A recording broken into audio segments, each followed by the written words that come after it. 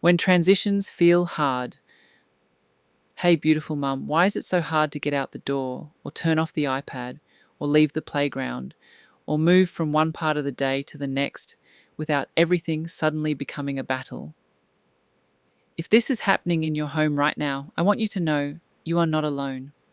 When Pete was little, transitions were one of those things that could turn an ordinary day upside down.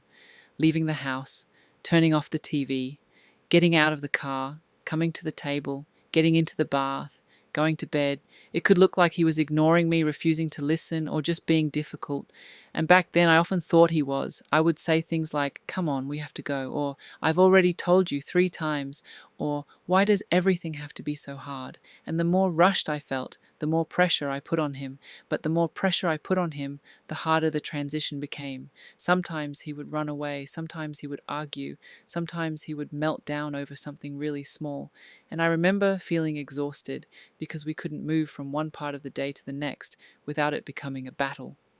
But what I didn't understand then and what I understand now is that for some neurodiverse children, transitions are not just a simple instruction. They can feel like a big internal shift. Their brain has to stop one thing, let go of what they were focused on, understand what is coming next, manage the feelings around that change, and then organize their body to move. And for a young neurodiverse child, that can feel overwhelming, especially if they are tired, hungry, deeply focused, anxious, overstimulated, or unsure what is coming next. So when a child struggles to move from one thing to another, it does not always mean they are being defiant. What looks like not listening may actually be, "I need more time. I don't know what is happening next. I was not ready to stop. My body feels stuck. This change feels too sudden." And when we only see the behaviour, we can miss the overwhelm underneath. What I know now is that Pete did not need me to push harder in those moments. He needed more preparation, more time, less talking, more predictability. And sometimes he needed me to make the next step feel smaller.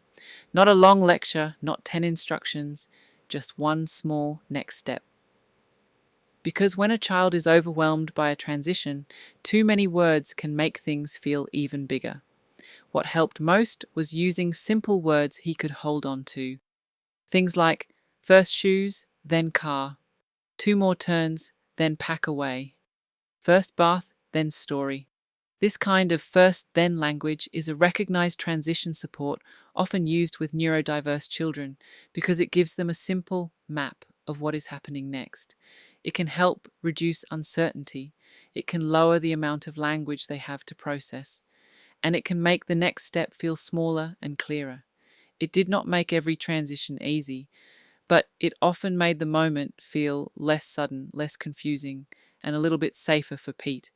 And sometimes that little bit of safety is what helps a child move from "this is too much" to "I can do the next tiny thing." So I've created a simple one-page resource for you called "When Transitions Feel Hard." It has everyday examples of gentler words you can try when your child is struggling to move from one thing to the next.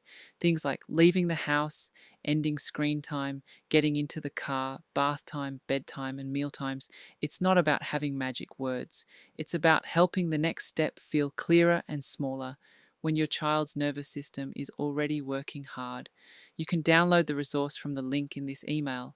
And if transitions feel hard in your house right now, please know this: you are not failing because leaving the house feels hard. You are not a bad mum because bedtime takes forever. And your child is not broken because they cannot always move from one thing to the next as easily as other children seem to. Some children need more support with transitions. Some mums need more support too. So take a breath, slow the moment down if you can, make the next steps smaller, and remind yourself, my child is not giving me a hard time. My child may be having a hard time. You are not failing. Your child isn't broken, and you do not have to figure this out alone.